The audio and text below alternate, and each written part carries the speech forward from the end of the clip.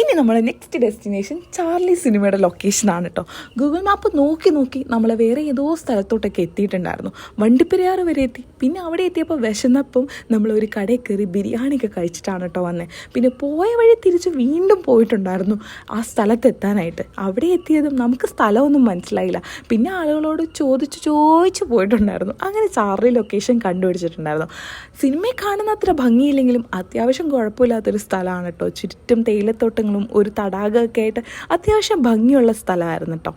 And അവിടെ നിന്ന് നമ്മൾ നേരത്തെ തന്നെ ഇറങ്ങിയിട്ടുണ്ടായിരുന്നു. അപ്പോൾ തന്നെ ലേറ്റ് ആയിട്ടുണ്ടായിരുന്നു, കുറച്ചധികം ലേറ്റായി. ഇനി വീടെത്താൻ ലേറ്റ് ആവും. ഒരു 3 മണിക്കൂറോളം ഇനിയും യാത്ര ചെയ്യണം വീടെത്താനായിട്ട്.